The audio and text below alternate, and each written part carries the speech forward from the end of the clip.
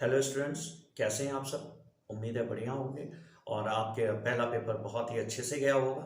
तो बेटा केमिस्ट्री में जो आयुर्वेद नाम पद्धति है उसमें हमने सारी सीरीज तो दी है आपको, लेकिन लास्ट का जो क्लास 12th में है उपसर संयोजन यौगिकों के नाम, जो कि परीक्षा की दृष्टि से बहुत ही महत्वपूर्ण है। तो आज हम इसका नाम लिखना आपको एक छोटे से अंतराल में बताएंगे, बहुत ही शॉर्ट में वीडियो बनाएंगे आपके लिए। क्रैश कोर्स का ये वीडियो है तो यहाँ बहुत ही शॉर्ट में आपको नाम लिखना बताएंगे। तो जो चैनल पे नए हो बेटा, चैनल को सब्सक्राइब कर लें, लाइक करें, शेयर करें। तो आइए देखते हैं उपसर संयोजन यौगिकों के नाम।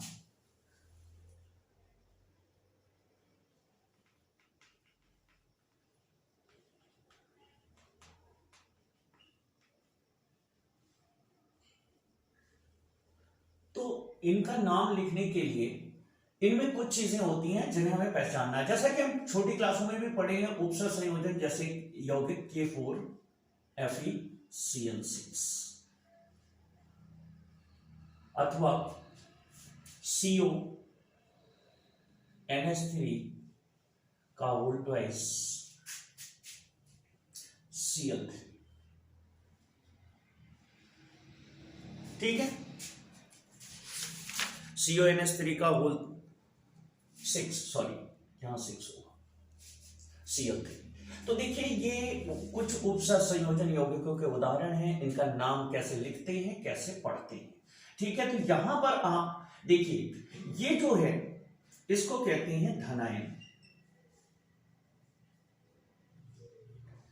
ये है हमारी केंद्रीय धातु परमाणु, जो बड़े ब्रैकेट में लिखी होती है, केंद्रीय धातु परमाणु।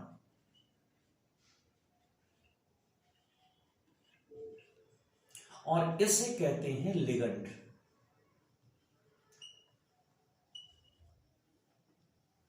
और यहां पर ये है केंद्रीय धातु परमाणु।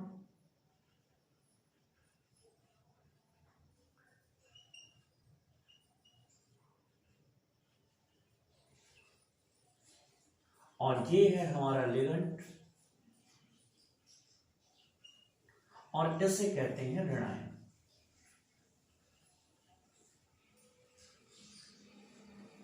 ठीक है, अब इनका नाम लिखने के लिए यह आवश्यक है कि हम इन लिगंडों के बारे में जानें, केंद्रीय धातु परमाणु के बारे में जानें और धनायन तथा ऋणायन के बारे में जानें।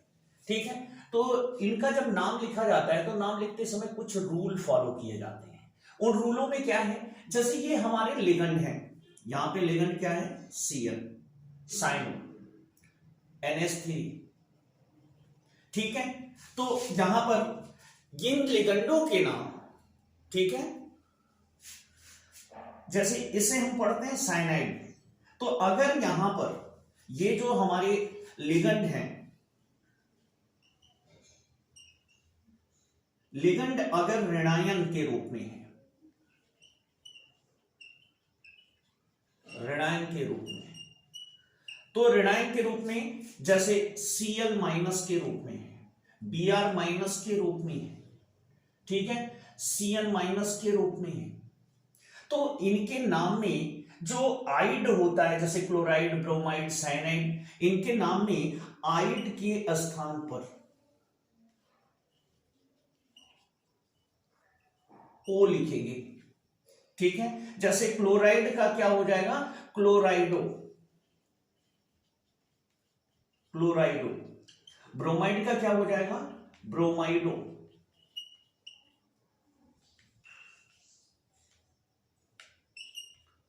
साइनाइड का क्या हो जाएगा, साइनाइडो। तो इस तरीके से इनके नामों को धनायन और ऋणायन के रूप में पहचान के लिखते हैं। ठीक है, और जिनमें अगर ऋणायन के रूप में है तो इनके आईडी के स्थान पर आ रहा था, और कुछ में एट आता है। ठीक है, कुछ में एट आता है, तो एट के स्थान पर आइटो अथवा एटो लिखते हैं, आइटो अथवा एटो।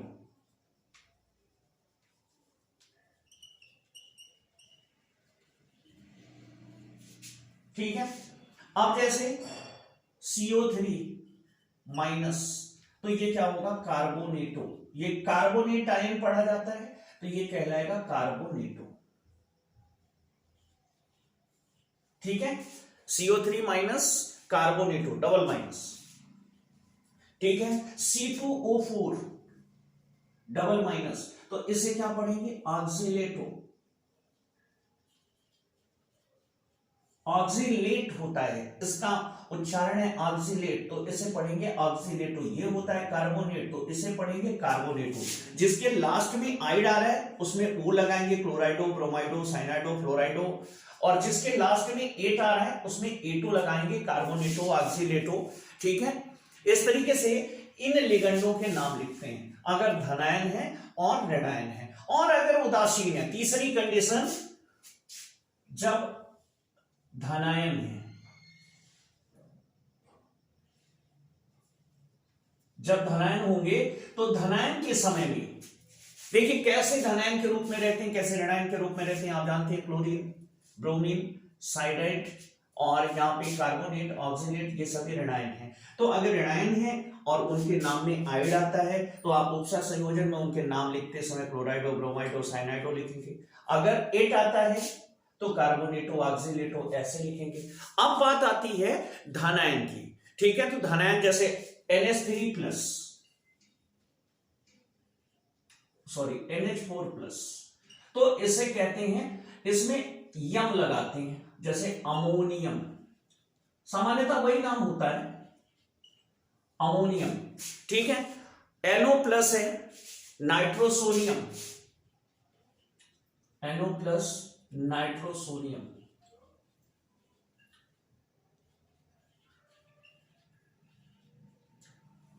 ठीक है। NH2 NH3 प्लस है, NH2 NH3 प्लस, तो ऐसे क्या पढ़ेंगे हाइड्रोजीनियम, हाइड्रोजीनियम।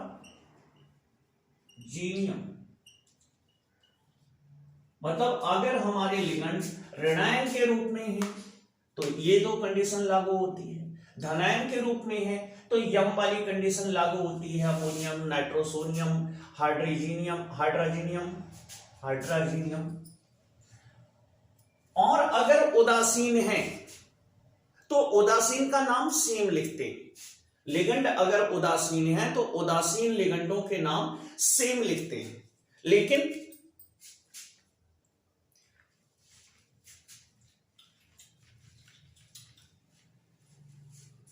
कुछ अपवाद है यहां पर। जैसे हम लिगंडों में उदासीन लिगंड लिखेंगे,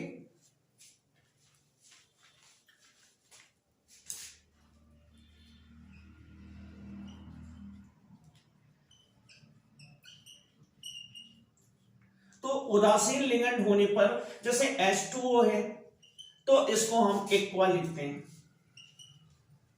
NH3 है तो इसको हम एमीन लिखते हैं, एक्वा, एमीन, ठीक है। बाकी लगभग को सामान्य नाम जो उनका होता है उदासीन लिगंडों का वही लिखा जाता है, बहुत ज्यादा बदलाव यहां पर नहीं होता, ठीक है। ये तो हो गए हमारे लिगंड के लिए। ये जो हमारा पॉइंट है इसका नाम किस तरीके से डिफाइन करते हैं वो है, ठीक है। अब रूल्स के हिसाब से इसके बगल जितने अंक लगे होते हैं, ठीक है, अगर 2 है तो डाई, 3 है तो ट्राई, 4 है तो टेट्रा, 5 है तो पेंटा, 6 है तो हेक्सा, इस तरीके से। अब जैसे इसको पढ़ेंगे हेक्सा साइनो, इसको पढ़ेंगे हेक्सा एमीन, ठीक है। ये इस पार्ट का नाम हो गया। अब आइए बाकी का देखते हैं। अब देखो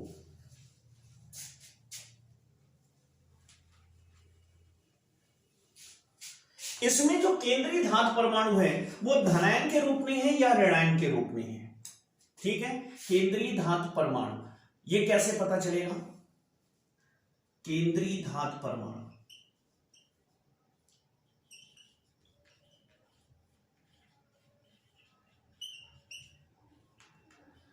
तो सीधी सी बात है अगर इसके पीछे धनायन लगा हुआ है तो ये ऋणायन होगा, और अगर इसके साथ लास्ट में ऋणायन लगा हुआ है तो ये पूरा जो संकुल है, पूरा जो ब्रैकेट में बंद है उसको संकुल बोलते हैं, पूरा का पूरा संकुल जो होगा वो धनायन के रूप में होगा, तो कहेंगे केंद्रीय धातु परमाणु धनायन के रूप में है। अब जैसे K4 FeCN6, या फिर CN6। अब अगर इसका आयनीकरण करते हैं तो ये चेंज हो जाएगा 4K प्लस FeCN6, 1 2 3 4। ठीक है, इसी तरीके से ये है CONH3 का होल 6 Cl3। अब अगर इसे हम तोड़ते हैं तो ये हो जाएगा CONH3 का whole 6 3 triple minus plus 3Cl minus. अब आप खुद ही देख सकते हैं, सॉरी ये धनायन होगा। अब यहां पे आप खुद ही देख सकते हैं कि ये वाला जो संकुल है वो ऋणायन बना रहा है और ये वाला जो संकुल है वो धनायन बना रहा है। तो इसकी केंद्रीय धातु परमाणु ऋणायन के रूप में मानी जाएगी। तो यहां पे बताएंगे कि जब संकुल यानी उपसंयोजन यौगिक का मुख्य पार्ट जिसमें लिगंड जुड़ा होता है ऋणायन हो, तब केंद्रीय धातु परमाणु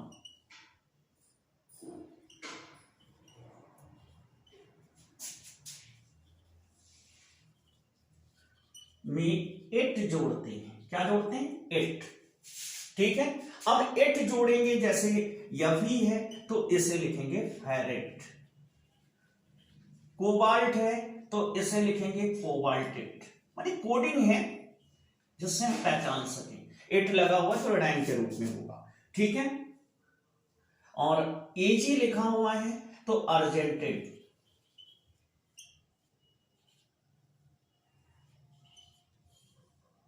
इस तरीके से इनके नाम होंगे। कब? जब ये ऋणायन के रूप में होगा, इस कंडीशन में होगा। ठीक है, और जब केंद्रीय धातु परमाणु धनायन के रूप में हो, जब केंद्रीय धातु परमाणु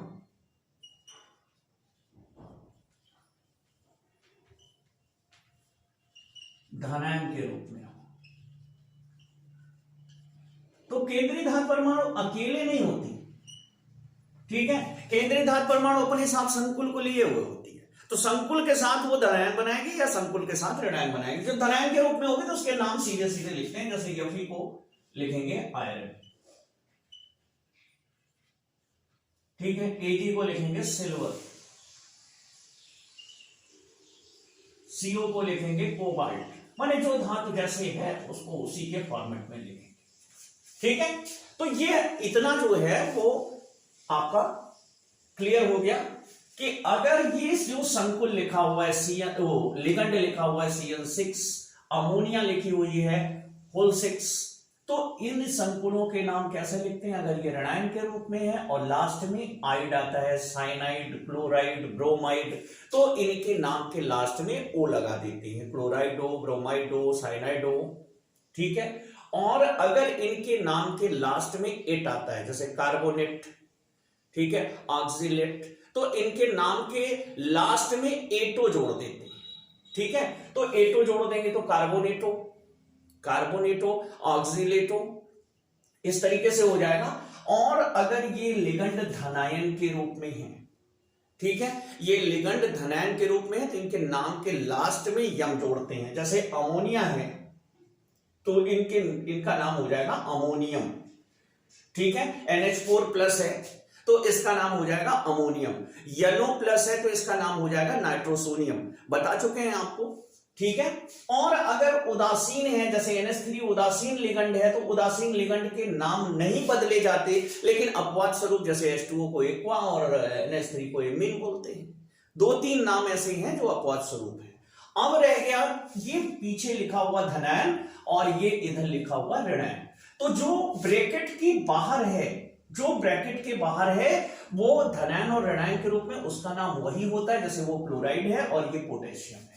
मैग्नीशियम हो सकता है, एल्युमिनियम हो सकता है, कैल्शियम हो सकता है, यहाँ क्लोराइड हो सकता है, ब्रोमाइड हो सकता है, और भी कोई भी ऋणायन जुड़ा हो सकता है। रह गई केंद्रीय धातु परमाणु, तो केंद्रीय धातु परमाणु अगर ऋणायन के रूप में है तो उसके लास्ट में एट जोड़ते हैं, कोबाल्टेट, अर्जेंटेट, फेरेट।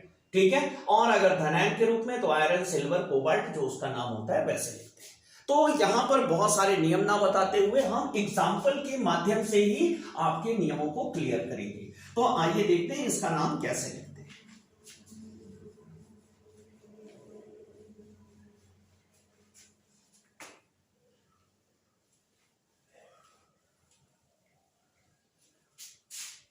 अब सबसे पहले नाम तो हम लिखेंगे जो हमारा धातु है, जो बाहर धनायन लगा हुआ है, सबसे पहले इसका नाम।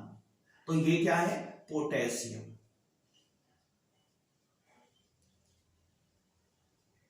पहला नंबर हम इस पे जाते हैं। फिर हम जाएंगे लिगंड पर। लिगंड कितना? 6 है। तो 2 के लिए डाई, 3 के लिए ट्राई, 4 के लिए टेट्रा, 5 के लिए पेंटा, 6 के लिए हेक्सा। तो ये हो जाएगा, सेकंड कंडीशन बनेगी हेक्सासाइनो। हेक्सा, और ये Cn माइनस है यानी साइनाइड बनाता है, तो हेक्सासाइनो कहलाएगा। ये हेक्सासाइनो हो गया। ठीक है। उसके बाद थर्ड कंडीशन में हम केंद्रीय धात परमाणु का नाम लिखेंगे। अब केंद्रीय धात परमाणु यहां पर ऋणायन के रूप में है, तो इसे लिखेंगे फेरेट। और चौथी चीज जो होगी, चौथी चीज यहां पर हम इसका आयुपीएसी ऑक्सीकरण संख्या लिखेंगे, केंद्रीय धात परमाणु की ऑक्सीकरण संख्या। तो कैसे निकालेंगे?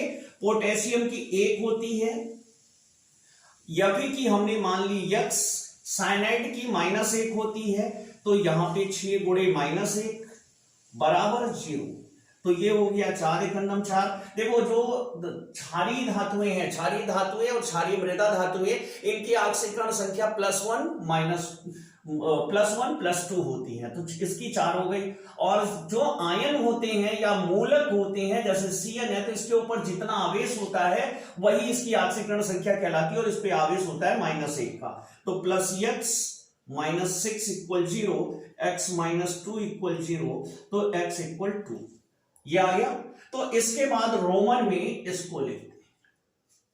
ठीक है। तो इस तरीके से मिला करके इसका नाम बना पोटेशियम हेक्सा साइनो फेरेट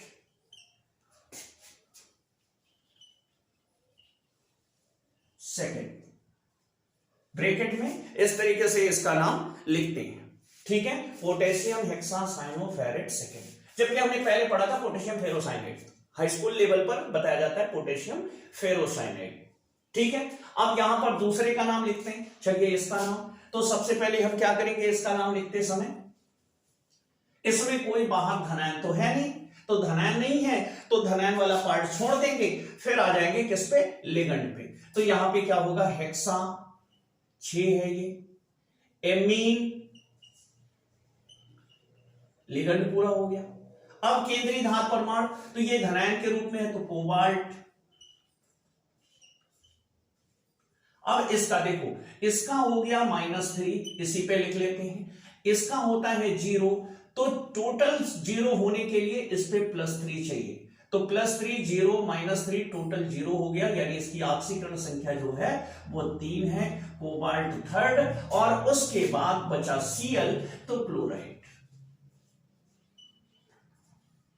ये इसकी 3 संख्या से कोई मतलब नहीं होता है। ठीक है। तो आइए कुछ और एग्जांपल्स लेते हैं और इसको अच्छी तरीके से समझते हैं कि कैसे इसका नाम लिखेंगे। तो बच्चों यहां पे कुछ एग्जांपल्स लिखे हुए हैं, इन एग्जांपलों के नाम क्लियर करेंगे और इसके आधार पे हम जानेंगे कि कैसे नाम लिखते हैं। तो आप यहां देखिए, सबसे पहले यहां पोटेशियम। ठीक है। तो लिखेंगे पोटेशियम। उसके बाद इसका जो लिगंड है वो I4 है, तो 4 के लिए लिखेंगे टेट्रा।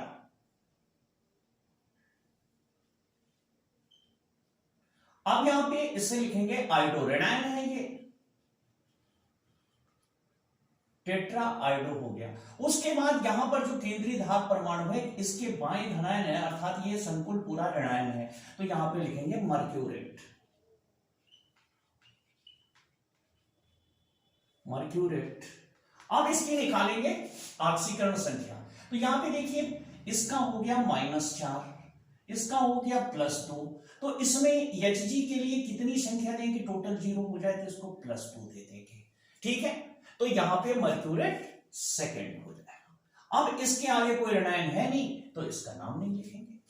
बस इतना हो गया, पोटेशियम टेट्रा आयोडो मर्क्यूरेट सेकेंड। अब आते हैं इसमें देखिए यहां पे लिखा हुआ है के मीन्स धनायन, और धनायन का नाम सीधे सीधे धनायन लिखेंगे पोटेशियम।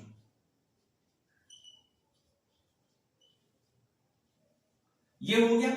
उसके बाद यहां दो लिगंड हैं, एक Br3 है, एक NH3 है। तो NH3 अक्षरात्मक क्रम में A पहले आता है, तो पोटेशियम एक्वा, ये हो गया। NH3 के लिए आपने लिख दिया एक्वा, नहीं एक्वा नहीं, एमीन, सॉरी आपने लिखा एमीन, ठीक है। फिर है ब्रोमीन, B से आता है, तो ये हो गया ट्राई ब्रोमो, ठीक है। Potassium amine try bromo. उसके बाद ये यहां पे प्लेटिनम ऋणायन के रूप में है, तो प्लेटिनेट। अब इसकी ऑक्सीकरण संख्या कितनी है, तो NH3 तो होता है 0, ये हो गया -3, 3 यहां पे परमाणु है, और इसका हो गया +1। अब 0 करने के लिए प्लेटिनम को कितनी संख्या दी जाए, +2, तो 1 2 3 धन 3 ऋण 3, 0 हो गया, तो यहां पे प्लेटिनेट सेकेंड होगा। ये हो गई इसकी ऑक्सीकरण संख्या, ठीक है।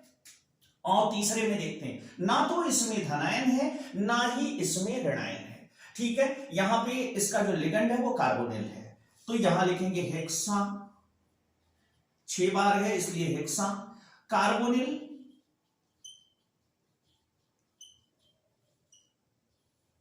ठीक है। और उसके बाद क्रोमियम इसके साथ धनायन के रूप में है, तो केंद्रीय धातु परमाणु अगर धनायन ऋणायन नहीं है तो इसे धनायन ही मान के चलेंगे यहां पे, तो ये हो जाएगा क्रोमियम। अब CO जो होता है वो होता है आपका 0, इसकी ऑक्सीकरण संख्या 0 होती है, इस पे कोई आवेश नहीं होता, तो क्रोमियम का भी यहां पे हो जाएगा 0, ठीक है।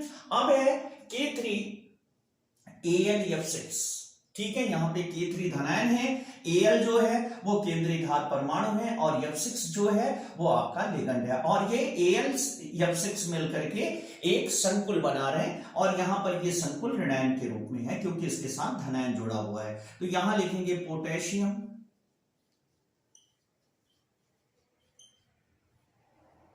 फिर होगा यहां पे हेक्सा, फेरेट, हेक्सा फ्लोराइडो,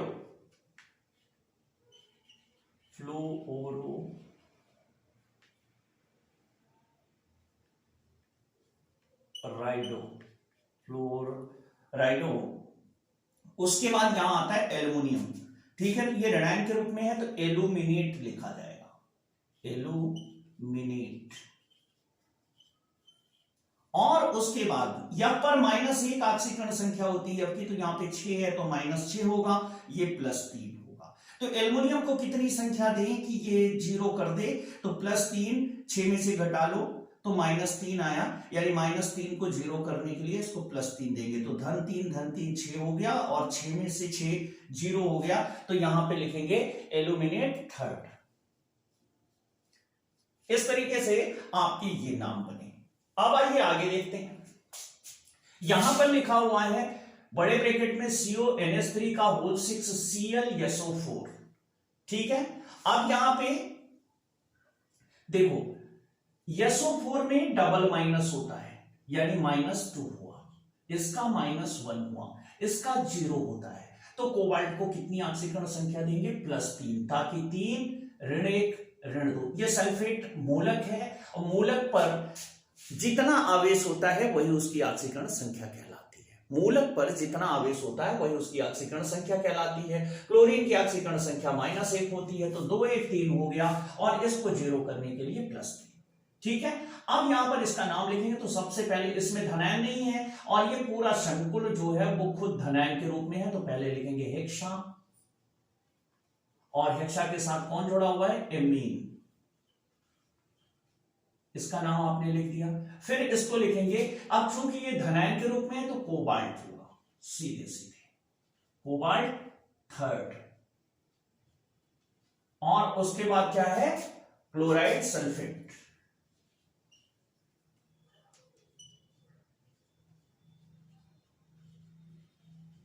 जैसे लिखा रहेगा बस वैसे लिख देंगे, उससे ज्यादा कुछ नहीं।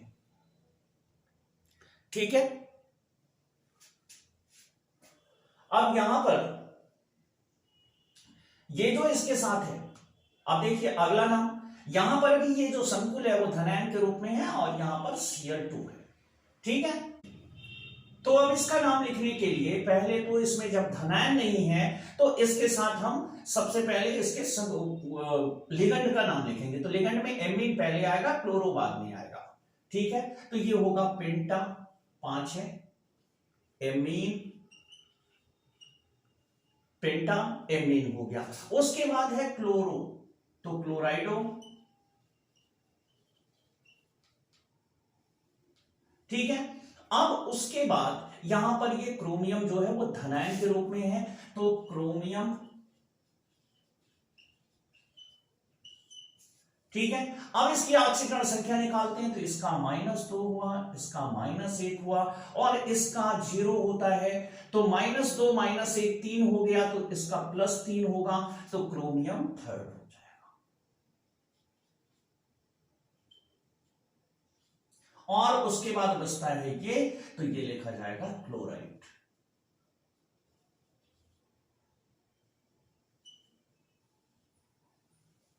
ठीक है। अब आता है हमारा अगला क्वेश्चन। इस अगले क्वेश्चन में लिखा हुआ है K3CONO2 का होल 6। ठीक है। तो यहां पर देखो, अब यहां पर ये धनायन है, ये पूरा संकुल ऋणायन है, तो सबसे पहले लिखेंगे पोटेशियम, धनायन का नाम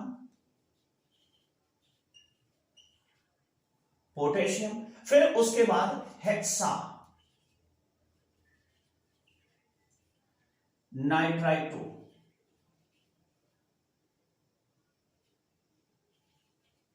अब यहां पे बेटा एक चीज ये होती है कि NO2 दो तरीके से साझा करता है, ऑक्सीजन के साथ भी और ऐसे ऑक्सीजन के साथ भी। ठीक है। कभी कभी ऑक्सीजन इसकी जुड़ती है और कभी कभी इसकी नाइट्रोजन जुड़ती है। ठीक है। तो जब नाइट्रोजन केंद्रीय धात के साथ जुड़ी होती है तो यहां पे डैश करके यन लगाते हैं। ठीक है। और उसके बाद क्या है, कोबाल्ट है, तो ये ऋणायन के रूप में है तो कोबाल्टेट। और अब इसकी चाहिए हमें ऑक्सीकरण संख्या। ठीक है। तो इसकी ऑक्सीकरण संख्या क्या होगी, इसका तो 0 होता है। ठीक है। अब इसका 0 हो गया, इसका +3 है, तो इसका क्या होगा, -3, 0 करने के लिए तो कोबाल्टेट थर्ड। आगे कुछ ऋणायन नहीं है तो इसको छोड़ देंगे। अब यहां पे ये है। ठीक है। तो इसका लिखेंगे NiCO का होल 4, तो 4 है तो इसे लिखेंगे टेट्रा।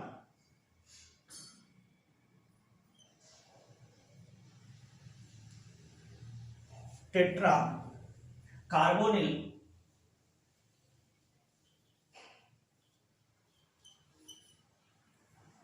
अब ये क्या है, निकलेट, तो यहां पे होगा निकेल। अब चूंकि ये इसका 0 होता है, ठीक है, तो ये CO नहीं है, कोबाल्ट नहीं है कि आप समझ लीजिए, इसका 0 होता है, ये कोबाल्टेड CO है, तो Na का भी क्या होगा, 0, तो निकेल 0 हो जाएगा। ठीक है। तो इस तरीके से कुछ उदाहरण आपने देखे, इसे समझने की कोशिश किए होंगे। और आइए थोड़ा से और उदाहरण देख लेते हैं। तो आइए यहाँ पे कुछ विशेष एग्जांपल्स देखते हैं।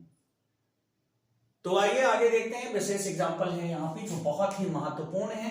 अब यहां पर देखिए, ये जो हमारा संकुल लिखा हुआ है 9वें नंबर पर, इस संकुल में ये संकुल हमारा धनात्मक है क्योंकि बगल ऋणायन लिखा हुआ है। अब ये एमीन है, ये क्लोरो है, तो यहां पर लिगंड है हमारे, तो ये 5 है, तो पहले एमीन आता है, तो यहां पे लिखेंगे पेंटा, एमीन। उसके बाद आता है क्लोराइडो,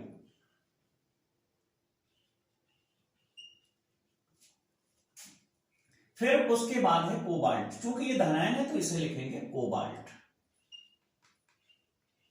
अब बारी आती है, यहां पर देखो, इसका -2 हुआ, इसका -1 हुआ, ये 0 है, तो कोबाल्ट का कितना हो जाएगा, कोबाल्ट का थर्ड हो जाएगा, तो कोबाल्ट थर्ड क्लोराइड।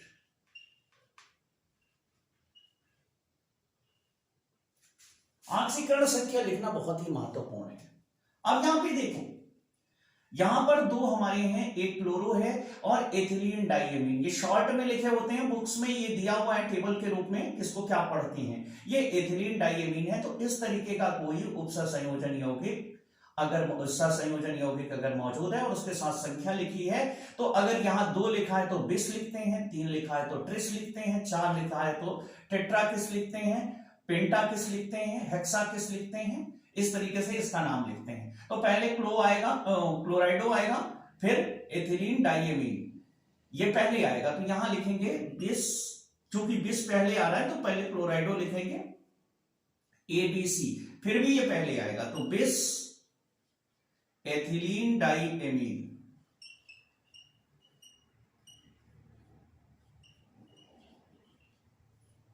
ठीक है, उसके बाद यहां पर NO3, ठीक है, NO3 है, इसका -2 होगा, इसका -2 होगा, इसका 0 होगा। तो यहां पे प्लेटिनम का क्या हो जाएगा, प्लेटिनम का +4 हो जाएगा। तो एथिलीन डाइएमीन, और ये धनायन के रूप में है, तो प्लेटिनम 4। ये जो इसकी ऑक्सीकरण संख्या है ये बहुत ही आवश्यक है। ठीक है, प्लेटिनम 4 नाइट्रेट। अब आते हैं इस पे धनायन भी है और ऋणायन भी है। ठीक है, तो यहां पर लिखेंगे K3। सबसे पहले किसका नाम लिखते हैं, धनायन का नाम लिखते हैं। ठीक है, तो धनायन का नाम लिखेंगे तो ये हो जाएगा पोटेशियम।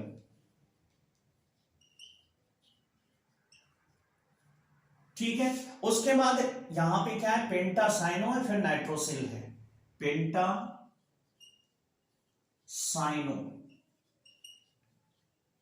इसका लिख लिया। अब लिखोगे नाइट्रोसिल।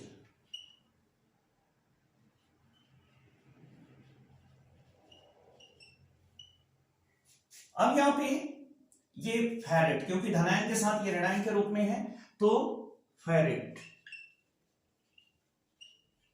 ठीक है, अब इसकी ऑक्सीकरण संख्या तो भैया ये 0 होती है, ये -5 हुई। ठीक है, ये +3 हो गई। तो Fe की कितनी, NO की 0 होती है। ठीक है, तो इसका कितना लिखोगे, 5 में से 3 गए, 2 बचा, तो यहां पे +2, तभी तो 5 5 0 होगा। ठीक है, फेरेट सेकेंड, और उसके बाद इसमें ये जुड़ा हुआ है तो इसे लिखेंगे डाइहाइड्रेट। अगर लास्ट में लिखा हुआ है तो इसे हाइड्रेट लिखते हैं। ठीक है, अब ये आता है चौथा हमारा। ठीक है, तो चौथे में यहां पर देखो पोटेशियम, ये धनायन है, तो पोटेशियम पहले धनायन का नाम, फिर अल्फाबेटिकली चलना है। ठीक है, तो अल्फाबेटिकली सबसे पहले आएगा एमीन, ये अकेला है तो केवल एमीन। ठीक है, फिर ब्रोमो, ब्रोमाइडो, फिर क्लोराइडो,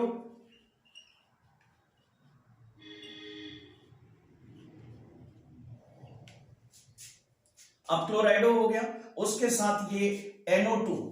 ठीक है, तो NO2 के लिए नाइट्रो,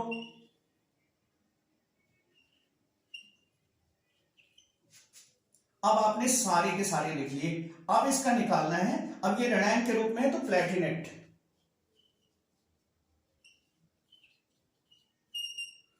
अब ऑक्सीकरण संख्या तो भैया इसकी 0 होती है। ठीक है, Cl की -1, Br की -1, NO2 की -1 और पोटेशियम की +1। तो ये हो गया -1 -2 -3, तो -3 और +1 तो बचा 2, तो यहां पे प्लेटिनम की +2 लिखेंगे। ठीक है, प्लेटिनेट सेकेंड, और ये नाम आपका पूरा हो गया। ठीक है, अब आगे आओ, यहां पर देखो ये इस तरीके से बड़ा सा लिखा हुआ है, तो ये क्या है, ये बीच में एक सहसंयोजन यौगिक है, और यहां पर सबसे पहले तो है प्लेटिनम। ठीक है, और उसके बाद है क्लोरीन, ये गलत लग गया यहां पे, ये इस तरीके से होगा, ठीक है। PtCl2 NH2 CH2 CH2 NH2 का होल ट्वाइस NO3, ठीक है। तो सबसे पहले हम लिखेंगे क्लोरीन, यहां पर 2 है तो डाई क्लोरो शुरू होगा, और ये जो सहसंयोजन यौगिक है इसमें 2 लगा हुआ है तो यहां लिखेंगे 20, और ब्रैकेट में लिखेंगे, देखो ये CH2 ये कुछ इस तरीके से है, CH2 सिंगल बॉन्ड CH2 और यहां से जुड़ा हुआ है NH2, ठीक है। तो यहां पे 1 2, अगर इस तरीके से इसका नामकरण करते हैं जैसे हम आयुपीएसी पद्धति में करते हैं तो ये बन जाएगा 2 है तो एथेन, और उसके साथ एमीन जुड़ा हुआ है नीचे और वो भी 2 अणु जुड़ा हुआ है तो उसको लिखेंगे 1,2 एथिलीन एथेन डाईएमीन,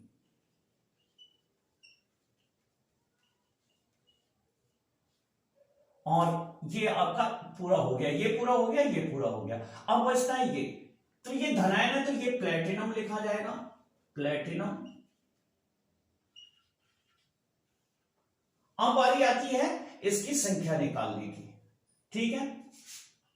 तो इसकी ऑक्सीकरण संख्या कैसे निकालोगे, यहां पे Cl का -4, -2, इसका 0, इसका -2 क्योंकि 1 पे -1 होता है तो यहां पे क्या होगा, प्लेटिनम का +4 हो जाएगा तो प्लेटिनम 4, ये हो गई इसकी ऑक्सीकरण संख्या, ठीक है। अब आते हैं आगे।